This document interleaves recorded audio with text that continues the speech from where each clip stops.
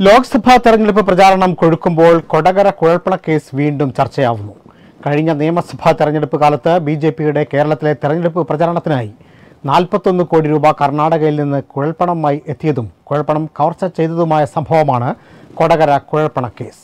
ഈ കേസിനെപ്പറ്റി അറിയില്ലെന്ന ആദായ നികുതി ഇൻവെസ്റ്റിഗേഷൻ വിഭാഗത്തിന്റെ പ്രതികരണമാണ് ഇപ്പോൾ ചർച്ചയായിരിക്കുന്നത്.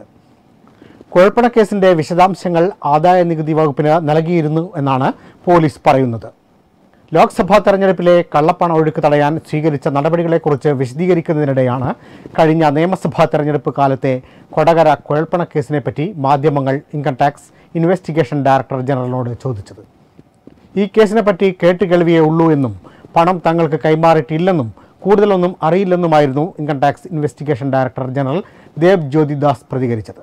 ആദായ നികുതി വകുപ്പിന്റെ പ്രതികരണം തെറ്റിദ്ധരിപ്പിക്കുന്നതാണെന്നാണ് സംസ്ഥാന പോലീസിന്റെ നിലപാട്. ബിജെപിയുടെ തെരഞ്ഞെടുപ്പ് പ്രചാരണത്തിനായി കൊണ്ടുവന്ന കുഴൽപ്പണം കൊടകരയിൽ കൊള്ളയടിക്കപ്പെട്ടിരുന്നു.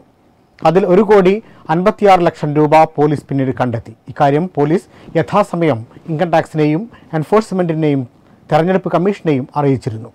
സംഭവത്തെക്കുറിച്ച് 3 റിപ്പോർട്ടുകളാണ് ആദായ നികുതി വകുപ്പ് പോലീസിന് നൽകിയത്. 2021 ഓഗസ്റ്റ് 8 നൽകിയ അവസാന റിപ്പോർട്ടിൽ കുഴൽപ്പണ ഇടപാടിന്റെ മുഴുവൻ വിശദാംശങ്ങളും അറിയിച്ചിരുന്നു.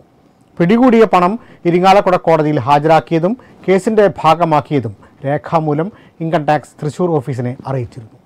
ഇതെല്ലാം നിലനിൽക്കെ ഒന്നും അറിഞ്ഞില്ലെന്ന് ആദായ നികുതി വകുപ്പ് ഇപ്പോൾ പറയുന്നതിൽ ദുരൂഹതയേറുകയാണ്. കേന്ദ്ര ഏജൻസികളുടെ ഒത്തുകളിയാണ് പുറത്തുവരുന്നതെന്ന സൂചനയാണ് പോലീസ് നൽകുന്നത്. Waytonikah.com, the exclusive Muslim matrimonial site.